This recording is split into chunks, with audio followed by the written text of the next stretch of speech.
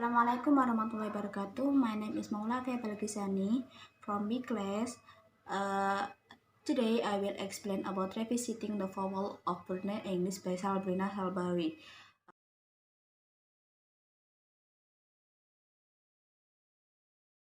In introduction, this journal is a school of Salbrina previous analysis about the vowel of Brunei English and acoustic analysis. This journal analyzes phonetic investigation of the 11 monophthongal vowel produced by 18 speakers of Brunei English and Singapore English. Brunei English is a term loosely used to refer the variety of English spoken by the people of Brunei. English is spoken as second language in Brunei because it has important role not play in education system but in news media.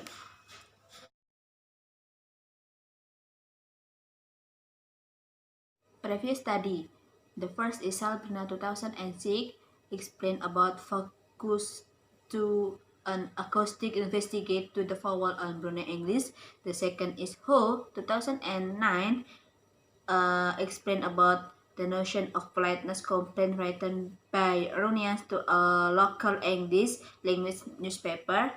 And the third is Nur Azam 2008, explain about how English and Malay in Brunei become intertwined. And the fourth is Rosna et al. 2006 and McClellan and David 2007, explain about the issue of Anglicization and nativization of English. The previous acoustic measurement. The first is Salbrina 2002, explain about hypothesis discrimination of vowel pair maintained by experienced and inexperienced Brunei English speaker who has male.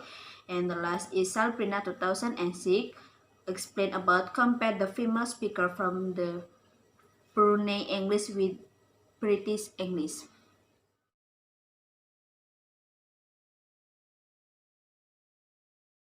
The researcher has provided important about the vowel investigation in Brunei English.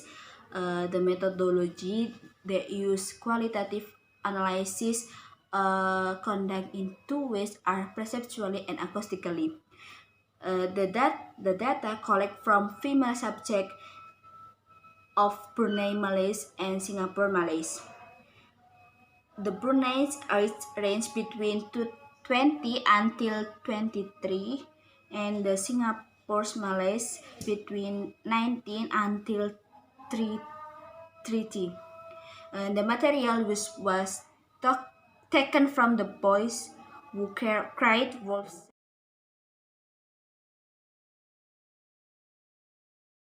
The result, there are three results in this article. The first is auditory analysis. Auditory analysis is explain a study of articulate sound characteristic. The auditory data show that was found the pronunciation of company where the first vowel has heard as alert rather than start. Brunei's pronunciation concerns that the H in village and villager is pronounced the same as in the word. The second is acoustic analysis. Acoustic analysis is a study of acoustic characteristic of speech, normal and abnormal. The acoustic data show that the brief vowel in repetition had a formal location at the same frequencies as the fluent speech. And the last is goose and foot. The goose and foot is the way of pronouncing speech.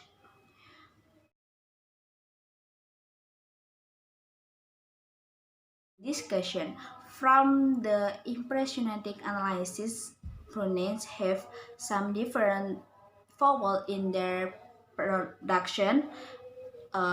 Population of Singapore people bigger than Brunei's. The second is English was chosen by many people in Singapore as their lingua franca, and the last is the The lack of Brunei English pronunciation consistency on the maturity of English varieties. The data was too limited for a small pool of Bruneians and Singapore female should be included many subject to draw more definitive conclusion.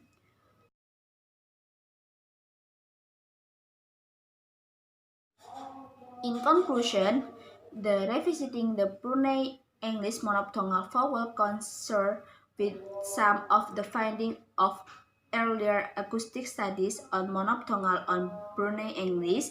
It showed inconsistency in the production of some vowel and also highlight problem of describing the vowel of an American English. And the last is the dissimilarity between Brunei English and Singapore English is attributed to influence the first language, the different stage in development English varieties, and the English varieties spoken in Brunei, they relatively young with unstable pronunciation feature.